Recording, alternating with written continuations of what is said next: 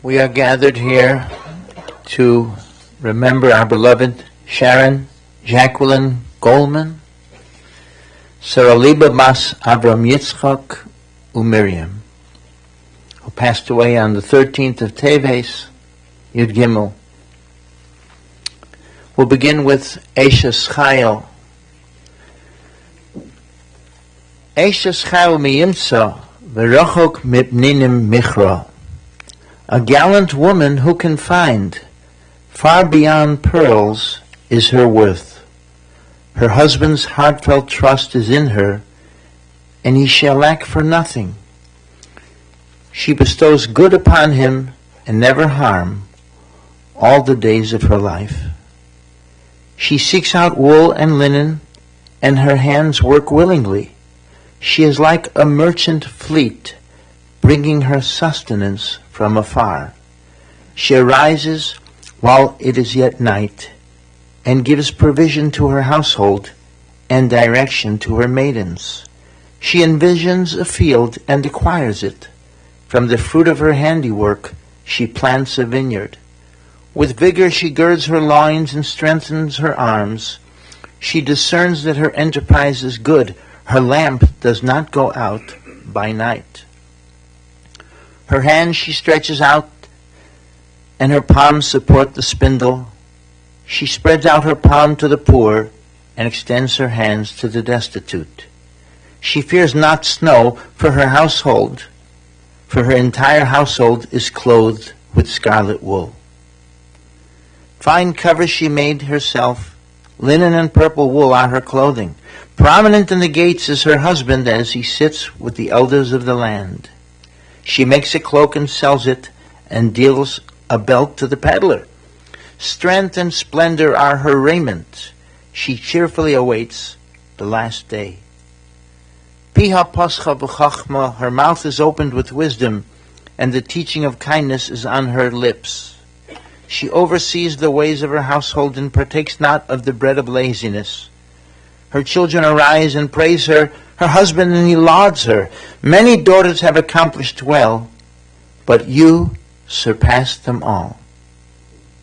Grace is false and beauty is vain. A woman in awe of God, she should be praised. Give her the fruits of her own hand, and let her deeds praise her in the gathering places. So we come together to pay our respects, to bring our beloved Sharon to rest. I'm going to chant the Mizmor LeDavid, and then translate the psalm. We could recite it then verse for verse. in the translation. Mizmor LeDavid, Adonai Roi, Lo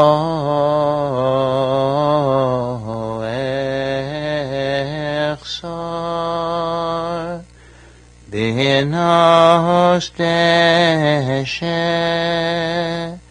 Yarbitzeni, Almei Menuchos Yinahaleni, Nafshi Shoive, Yancheni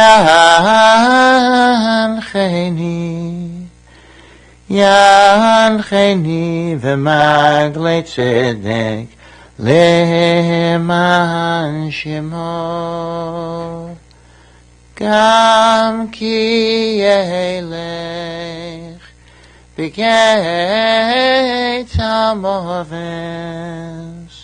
Lo Yirara Ki Ato Imodi, Shivtecha Umeshantecha Hema Yenachamuni, Taroich Lefonai Shulchan Neged Zoiroi,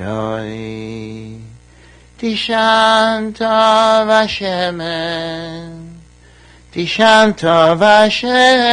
Roishi, Tishanta Vashemen Roishi, Koi Sirivaya, Ach Toi V'Chesed, Yedifuni, Kol Yemei Chayai, V'shavti B'beis Adonai, Liorech Yamim. Please repeat after me. A song of David. The Lord is my shepherd. I shall not lack. God causes me to lie down in lush pastures. God leads me beside tranquil waters. God restores my soul and guides me in righteous paths for God's name's sake.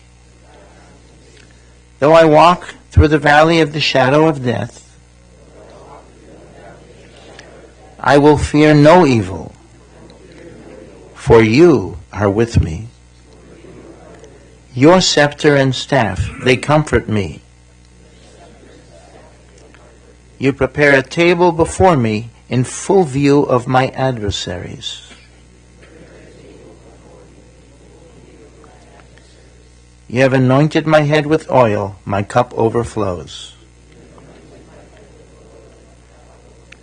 May only goodness and kindness pursue me all the days of my life.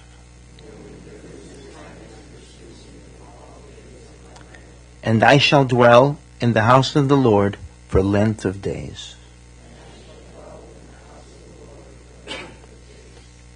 And so we come together to pay our beloved our respect and words of eulogy, Hespedim. She was an amazing woman as we knew her.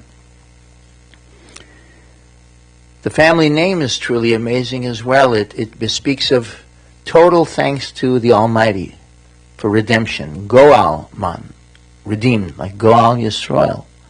And the name came about in the 1800s. There was a Jewish man, Elazar Gabai was his name, and he was said to be drafted by the cruel Tsar of Russia. You know, it was a very difficult time. It was a time that Cantonistan, they would draft the Jewish people for 30 years. They'd take a 7-year-old child away from his home, put him in a Gentile home to prepare him for the army for a few years, so he should abandon his ways, and then they would grab them into the army, send them home at 40, unmarried, arriving back. And very often they endured. Those Jewish kids came back and they still kept kosher, and they still identified with their people after having been torn away for so many decades. But you can imagine the pleas of a young person trying to get out of the draft, having to be drafted in those unimaginable conditions. And so this Elazar was somehow redeemed from having to be drafted, and from that time on, and he probably had to change his name. Maybe that's part of how he avoided the draft too. But he changed his name to Goelman. Hashem, you have redeemed me, and forever I and my family will be appreciative. And that really bespeaks of who Sharon was. Sharon was born to Avram Yitzchak, her father. Her grandparents, Yehuda Leib and Razel, were from Bialystok. I believe Sharon's daughter Karen is Karen Rose, Karen Shoshana, but Rose is probably for Razel. It would be Sharon's grandmother. They came here in the early 1920s. They escaped Europe. They brought the family over. Yehuda Leib was a scholar and teacher. He opened the yeshiva, and he had 7 surviving children. His Velvel went straight from Poland to Israel, to Mea Sharem, to Bnei Brak, where they have family today, the Goelmans. Avram Yitzchak grew up on the Lower East Side. He came to Cleveland when he was 18 years old to be a businessman. He met Mitzi, we all knew, Sharon's mother, Miriam, which is how I came to meet Sharon, to become so close with Sharon, because she was constantly coming to visit her mom, Miriam, who was a total teacher, a woman who, in her 98th year, would pick up the microphone at Menorah Park and help lead the Oneg and teach. And so proud of her love for teaching.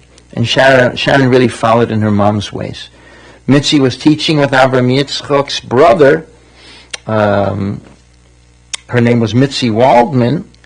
And Avram Yitzchak's brother was teaching at Belfair. He was a Hebrew teacher. And that's how they met. Avram Yitzchak married Mitzi in 1941, Sharon's parents. They were stationed in Sioux City, Iowa, Hartford, Connecticut. Sharon was born in 1944. Leah was born in 1946. Naomi was born in 1950. And our beloved Mayor Tzvi, who's here with us today, was born in 1955. Sharon was 10 years his senior. It's so special to have him here today with us. And he really reminds me so much of his mom. He really does. And it's very special, Mayor Tzvi, to have you here. The family lived in Euclid and moved to Cleveland Heights in 1960. They lived on Powell and then Bendemeer. And Sharon and her siblings went to Heights High. She continued at Ohio State to Kent State. In Cleveland State, she got her teaching degree. She taught elementary school. Daniel Ruvain. Dan was born in 1970, and she stopped teaching to raise the children. And, I skipped when she met Robert Irwin Sturman in 64, forgive me, right? And she was married in 66, and Dan was born in 1970. And then Karen Rose, Karen Shoshana, was born in 1972. The family lived in South Euclid. The kids went to Brush High School. Karen married Craig, and Dan married Melanie Rochelle. Sharon married Lester Karl Maritsky, our dear friend Les, who's over at the Daughters of Miriam, a dear friend. We've been privileged to be in his company too, and we would visit Sharon at the apartment on Mayfield Road. And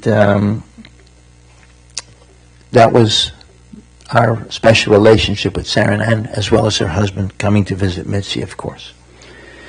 Sharon cherished her mom, and her mom as a teacher, and probably idolized that quality, and she really embedded that quality in herself. And in her final days, she made it very clear how important that legacy was to her. And she asked me to reach out to the Hebrew Academy, Rabbi Dessler, and to let the girls know how much that legacy meant to her teaching at the Hebrew Academy. And I think it really bespeaks of who she was and what she brings with her to the world to come. Our life here is just about collecting good deeds. Each mitzvah is like a beautiful garment cloaked around our soul. When our time comes, that's what we bring back to the Almighty. We bring our good deeds. And those very good deeds are the things that will rejuvenate us and return us in Tchias HaMesim at the time of the resurrection. But her good deeds are many, and they leave a great legacy of chinuch. We're honored here to have today the Dean of the Hebrew Academy, Rabbi Simcha Zisel Dessler, to say a few words.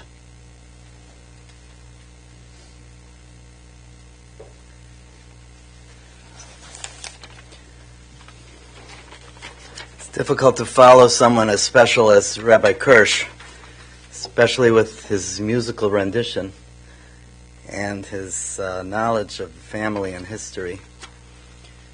We have gathered this morning to pay tribute to the life and the legacy of Sharon Goelman, Sarah Liba Bas Avram Yitzchak, a woman of valor, a loving mother, grandmother, sister, teacher, and role model. You know, the Torah portion that records the passing of our matriarch, Sarah Imenu, Sarah, is called Chaye Sarah, the life of Sarah. The portion that records the passing of Yaakov Avinu, our matriarch Jacob, is called Vayechi, and he lived. And one of the great commentaries explains that we learn to celebrate the gift of life. It's a celebration of life, even when someone passes on. And also, it teaches us the importance of Chaye Olam Haba, the world to come, the eternal world. And just as we concluded Parshat Vayechi, Mrs. Goelman concluded her life in this world and enters the eternal world. Here, she celebrated life. She brought smiles, she brought cheer, she brought love, she brought warmth to this world. In fact, she endeared herself to all those whose lives she touched. My acquaintance with her over the past 10 years, since she joined the faculty of Hebrew Academy of Cleveland, enabled me to really come to know her, to respect her, and to appreciate her. Her thoughtfulness and kindness were complemented by a wonderful sense of humor. Her thoughtfulness I saw when she returned from a trip to Israel, and she handed me a gift. She was in the city of Bnei Brak, and she happened to have seen a street sign that read Rehov Dessler, the street of Dessler. And she realized that this was a street that honored the memory of my grandfather. So she took a picture of it, and she framed it, and she brought it to my office in Cleveland, Ohio, as a gift for me, which I will always cherish.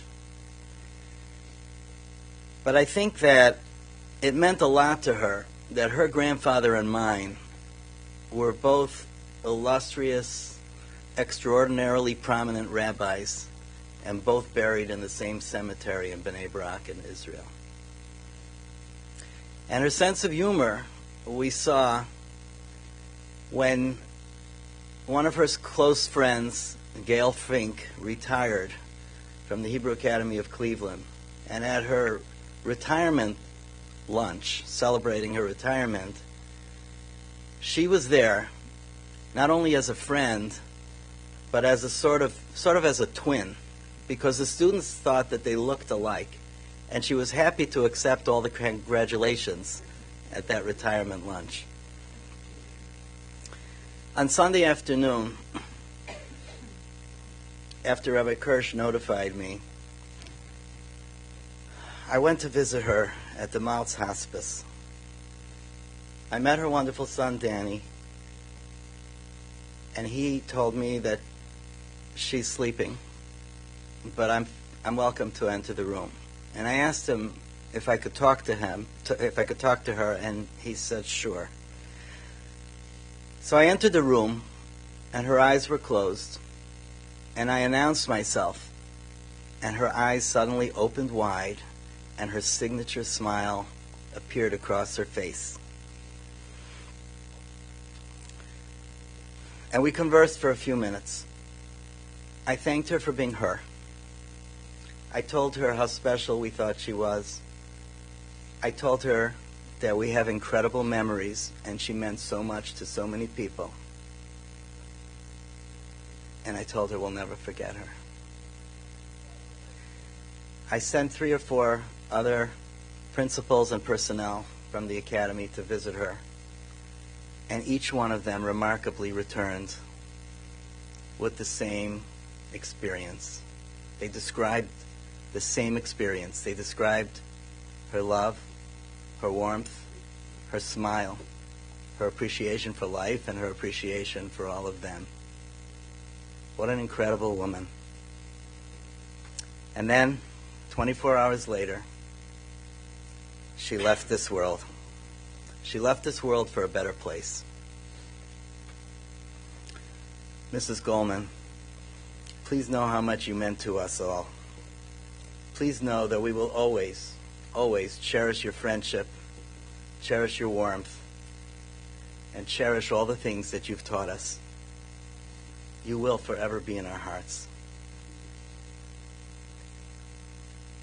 Karen mentioned earlier to me that as soon as she passed, things started to advance with the unfortunate hostage situation.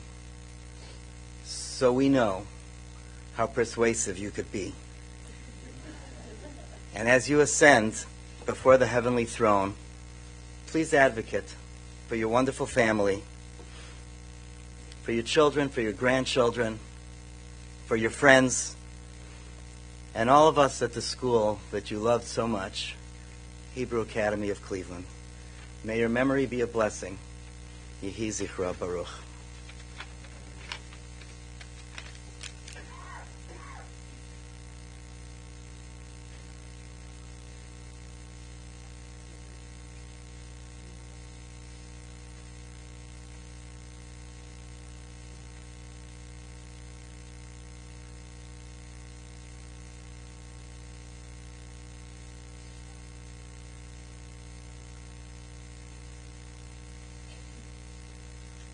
Such moving words from Rabbi Dessler, so meaningful. At this time, her daughter Karen is going to say a few words, followed by her brother, Meir Tzvi.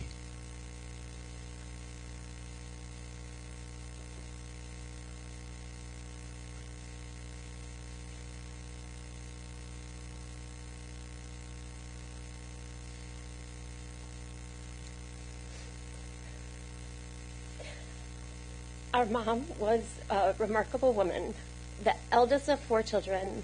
She was born during World War II and adored for the bright light she brought into the dark times. She told us stories of how spirited she was.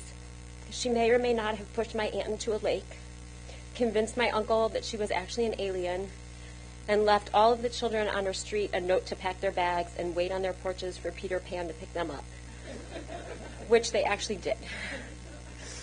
She went to Heights High, and then Ohio State, and then Kent, and then she started her lifelong career as an educator.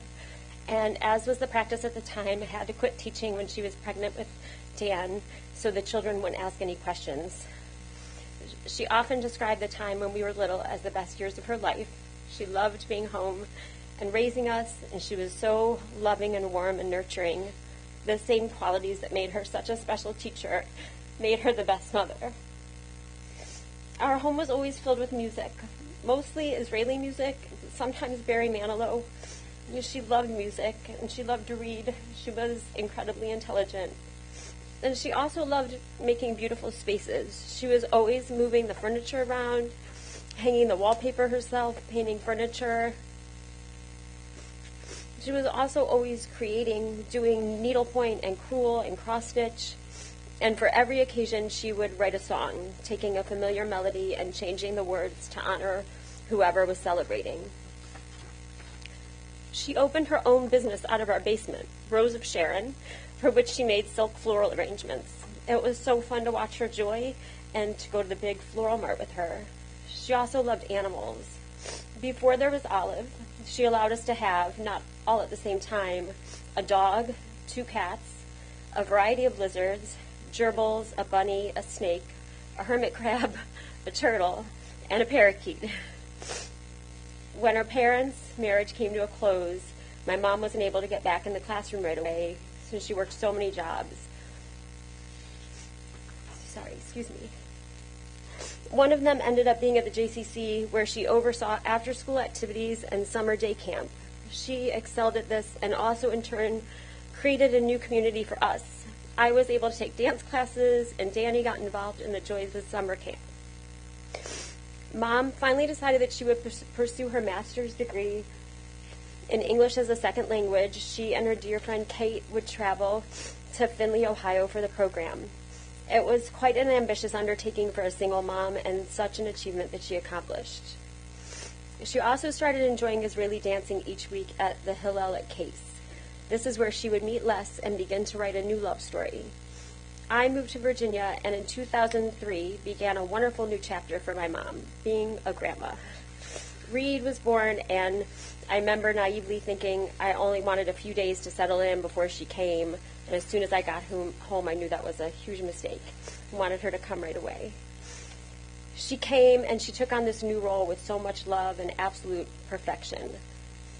Reed named her Boom Boom, and she was by no compare his very favorite person in the entire world. When I found out that I was having Quinn, my mom went shopping and got her, no exaggeration, a complete wardrobe for newborn through 18 months before she was even born. When she visited, she arranged it all in the closet by size. We moved to Germany for a few years, and my mom didn't let this stop her from visiting her grandchildren. She and Les came often and fit in some fun travel as well. And it was at this time that my brother met his beautiful bride, Melanie. Mom was overjoyed at their incredible wedding in Vancouver. Next along came Emma Beth. And again, Mom didn't let this distance stop her from being a pivotal figure in her grandchildren's lives. Once Samantha arrived, she had her girls to go see, and they would come to Cleveland. They'd have fun Target trips, and then that graduated into Ulta trips. And Mom and Les would accompany Dan, Mel, and the girls on some incredible adventures to Israel and Alaska. She was an exceptional grandmother. Quinn decided she wanted to become a bat mitzvah at like 15 years old, and Mom and Les entirely made it possible. And when I married Tom, she got 2 bonus, albeit grown, grandchildren in Tony and Alec, and she never forgot to send them graduation presents and get well cards as needed. My mom was also a genuine and loyal friend, and when I see you, I recognize that this attention she gave to these relationships makes you all so much more like family than friends to me. Many of you watched us grow up practically our whole lives. She truly had a gift at being a good friend. Thank you, Mom, for raising us, for the warmth and love you shared, not just with Les and Dan and Mel and Tom and Reed and Quinn and Emma and Sam and me, but with your friends, your students, and the countless others whose lives you touched. You will be in our hearts forever. I love you.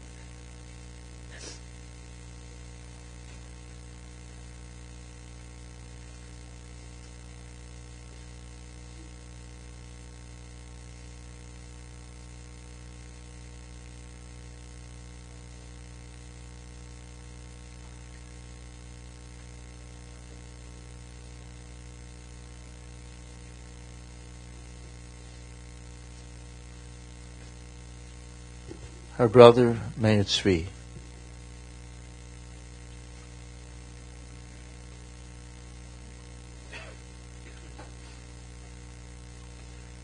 Karen, thank you for reminding me about your mother's songwriting abilities. I completely forgot about that. I'm going to miss that the most.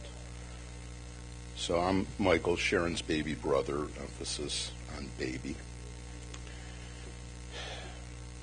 Sharon and I were born 10 years apart. We were bookend babies, a term that refers to the first and last kids in a family who are welcomed on either side of their middle siblings. On our family bookshelf There was Sharon on the one end, and there was me on the other. What occupied the space in the middle is of little importance. Sharon was like a second mother to me. Her maternal instincts kicked in at an early age, and yet, as Karen took my material, and yet at the same time she took great delight in telling me scary stories about her being an alien from another planet, and in hindsight, maybe not so far-fetched. She went away to college when I was 8 years old. When she returned, we picked up where we left off, and she remained a loving and reliable constant in my life, even after I moved 2,000 miles away. Over the years, our age difference mattered less and less. There were times that I had become the big brother, but I much preferred it the other way around. My wife Barbara, my daughter Shayna, and son Jake really wanted to be here today. It's unfortunate that they could not attend. Barbara and Sharon hit it off immediately, and I know that Sharon wasn't just a sister-in-law, but a sister in fact to Barbara. My kids were Sharon's kids. She adored them, and they adored her back. When our mother Mitzi became ill, Sharon was the only one here who freely and capably provided the love and support that was needed. As Mitzi began to fade and eventually pass, Sharon was becoming the family matriarch, a role I believe she was born to and performed with great skill and love. Now, a single bookend can be a lonely sight, but don't be deceived. Its sibling is still there if you know where to look. Sharon, I love and miss you. I'll see you around the old bookshelf. And now I'd like to read something on behalf of my daughter Shayna.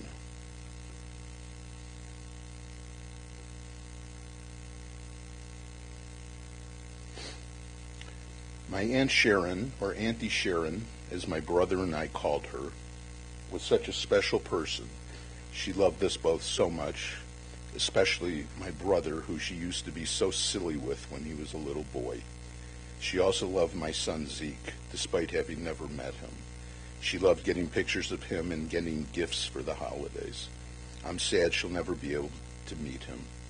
Sharon was also the best daughter. She was so good to my grandma and took such good care of her. And if she'd been able to, would have continued to care for my grandma in the way she wanted and deserved. I share Sharon's love of crafts. She taught me how to embroider, and we used to talk about the projects we were working on and how to do difficult stitches, the French knot in particular, for anyone wondering. I'm so glad she passed that hobby down to me. She will always be with me through my embroidery and the pieces of hers she shared with me. May Sharon's memory be a blessing for us all. Thank you.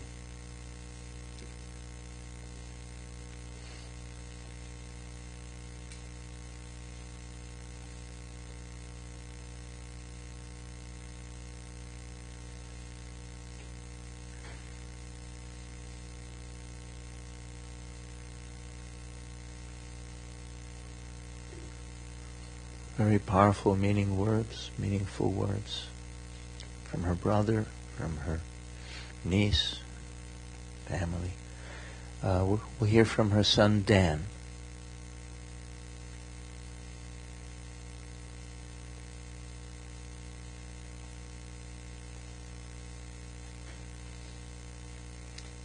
Rabbis, Karen, Uncle Mike, beautiful words. I'd like to share just a few thoughts myself. My mother loved Karen and me so much. She used to grab our ears when we were children with affection so often that I learned to bob and weave like a boxer to get away from her. She was always so proud of everything that we did. Her condominium to this day, as it stands now, still has art from our elementary school years on the walls. That home is filled with pictures, framed and loose, of so many of her loved ones, hardly any of herself. She also was, I would say, quite Jewish. but that never limited her from being friends with so many different people in her life. Rabbis, please excuse me, but as Jewish as she was, she usually got the award for being the last to arrive to synagogue at any single holiday. She was a very proud Zionist. It was an amazing experience to have our family accompany her on her return to Israel in 2019, her first time she'd been there since 1965. She played a very key role in shaping my own Jewish identity, allowing me to find my own way instead of telling me how I had to be. I actually worked with her as a part-time staff person in the JCC after-school program in high school, before going on to camping and full-time Jewish communal work. We spent countless hours talking about religion, current and political events. She would have been ecstatic to know that some of the remaining hostages will be returning to their families soon. And as spoken before, my mother had a marvelous sense of humor. She used to laugh and laugh with Lester. They literally just celebrated their 31st wedding anniversary. She loved comic movies. You could always get her laughing with a line from a Pink Panther film or talking about the TV show Soap. But she wasn't just one to appreciate a good laugh. She was also what one today would call a content creator when it comes to stories. Some of her exploits were legendary within her family. I remember as a young adult heading to Florida for a family simcha, at which my mother happened to arrive very late at night. Despite being told by her sister that the kids were pretty anxious and needed to remain sleeping as it took hours to get them to sleep, "Please settle in quietly, Sharon." As soon as we got into the house, we all overheard her opening the door saying, "Don't worry, everyone, Auntie Sharon is here," as the kids woke up, rubbing their eyes, saying, "What is going on?" In the early days of home video, when there were actual physical video stores, she used to rent movies from a shop at Cedar and Green. One evening, she invited several friends over to watch a movie about Israel with Paul Newman and a recent comedy starring Madonna. And after putting the films on the VCR, everyone was shocked to discover that the video clerk must have been confused, as it started to play an adult feature, Sexodus, and Desperately Something Susan. And I just want to say for the record that this is most likely the first time in this hallowed institution in chapel that the word Sexodus has been mentioned during a eulogy, and now that's happened twice. As a teenager shopping at Higbee's at Severance at high school, my mother got incredibly angry with me at the store as I wanted to buy an Air Jordan t-shirt. She was flabbergasted as she exclaimed out loud that she could not understand why I would ever want to celebrate the Jordanian Air Force.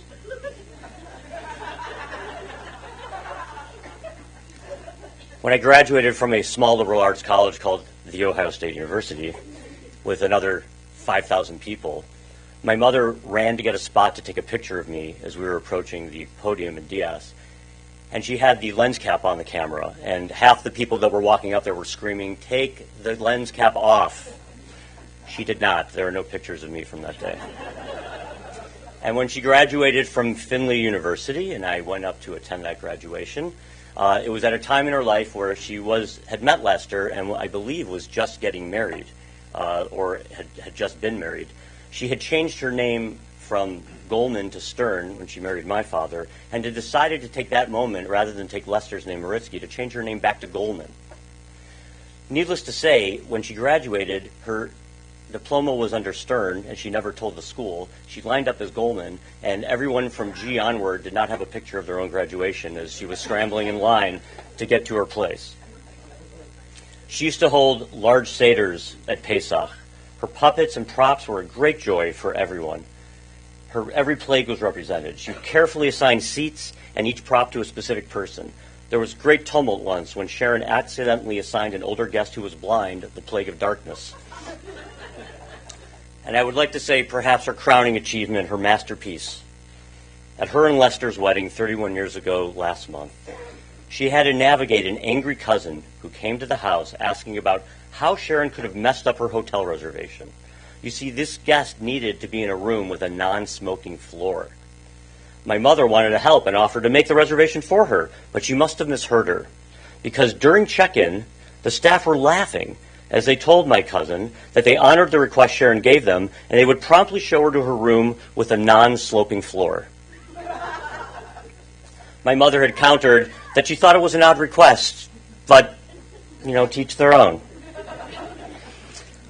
Until these past few months,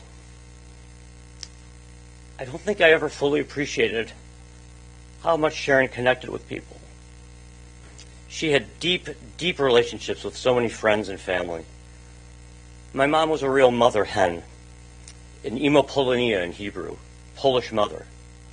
She always wanted to help in some way, as long as it did not involve cooking new recipes. She once cooked a cookie cake in such a way that was so bad that no one could eat it, that even when placed on our floor, our dog wouldn't touch it. She loved organizing gatherings of people for a holiday or a celebration. She kept Cleveland as an ancestral destination for so many of our family living far away. And even while she was in the hospital, literally just last week, I witnessed a nurse and later an aide who spent time with her and laughed and cried before she left to go to Maltz Hospice. She was her patient from a month ago for the nurse and only 7 days earlier for the aide. Yet they told each other how much they loved each other. My mother was quite connected to the community at Yavne. She loved the girls there. It was her pleasure to help and teach. It gave her energy. When she got sick in August, she was planning to return to school in September. It remained her goal for recovery throughout the past several months. In sifting through some of her possessions, I found a thank you note from a parent from the Hebrew Academy for a work of needlepoint she gave a student and for helping their daughter's education, and another separate note from 2 students saying they miss her so much and she should come more often like at Purim. In her condominium, I've discovered drawers and drawers and drawers filled with teaching supplies, workbooks, and lesson plans. She put so much energy and creativity into educating students. Ultimately, Sharon's body failed her over the past 6 months. She spent her final days at Maltz, surrounded by family and friends.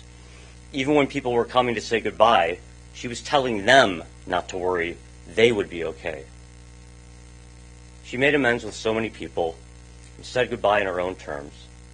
As shocked as my girls, Emma and Samantha, were to hear Grandma talk like this, she made them unsurprisingly happy when she grabbed my hand at one point and announced to everyone in the room that she loved me very much, but that when I was a teen, I was a real bastard. At the end, she left this world as she was listening to one of her favorite 70-year-old musical selections, her Defenders of Israel album, Marching into the World to Come. She was a terrific mother. She truly did the best that she could and beyond, raising my sister and me as a single mother with a mostly absentee father. She was a fantastic daughter to her parents and remained a part of her mother's life until 6 years ago. She was a marvelous aunt and a second mother to her brother, a spectacular grandmother, and she was a dedicated and loyal friend to so many. As much as we will all miss her, I hope that we are all able to remember to smile and laugh when we think of her, and that we take some light from her neshama, her spirit, keep it in our hearts. May her memory forever remain a blessing.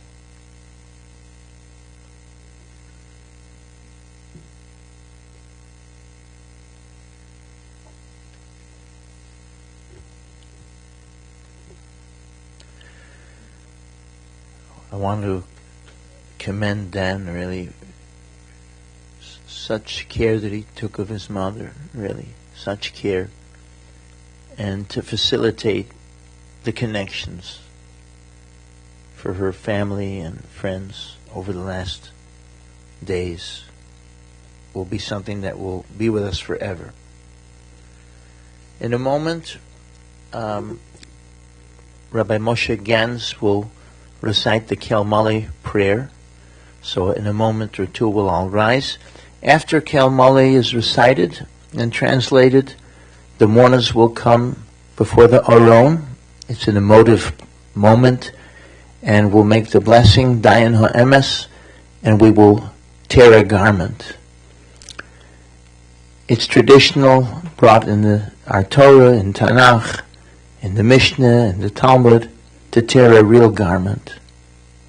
And there's many reasons why we tear a real garment. I'll just share one thought with you. Some of the prayers that we recite after we bring our loved one to rest, we say Hatzrut Pam Tamim Pa'alo, and we ask the Almighty to do undeserved kindness with us in the merit of Yitzchak, who was bound like a lamb, and to spare parents and children, because it's a dangerous time when the Malach HaMavos, when the angel that no one wants to visit them is around us. The world has expression. right? It comes in threes. We don't want it in threes. There's plenty of wicked people we'd like to send that angel to. We don't want him to stay here. So we can imagine the Malach comes around and he takes a look, he sees the family's torn garments, they're shattered, they're broken. I've done my job, and he moves on. That's an important thing to remember. There's no shame in being shattered when we lose a matriarch like Sharon. There's nothing primitive about being broken and looking that way when we lose someone so special. I'd like to ask Rabbi Moshe Gens to come up and recite the Kilmole. Please rise.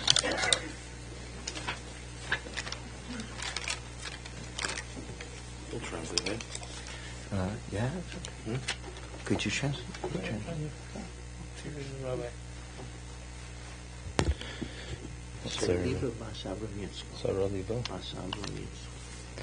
El mole rachamim shoychein meroimim hametzei menucha nechoino al kanefei ashchina b'ma'alois hagdoishim utohorim kezohar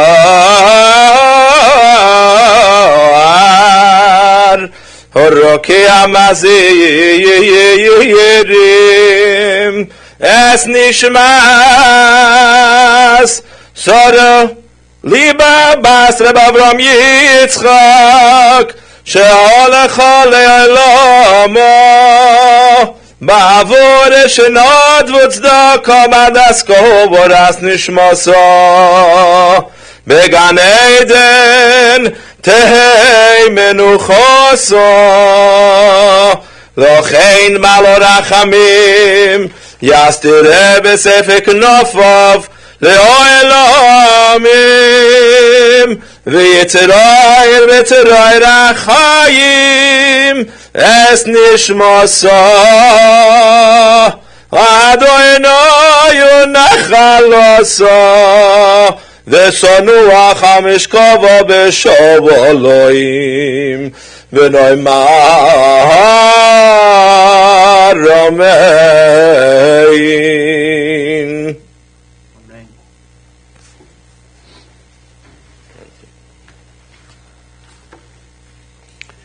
God, full of compassion, who dwells on high, grant proper rest on the sheltering wings of your presence, the lofty levels of the holy and pure, who shine as the brightness of the heavens, to the soul of Saraliba, the daughter of Avram Yitzchak, who has gone to her world, and for whose memory we pray.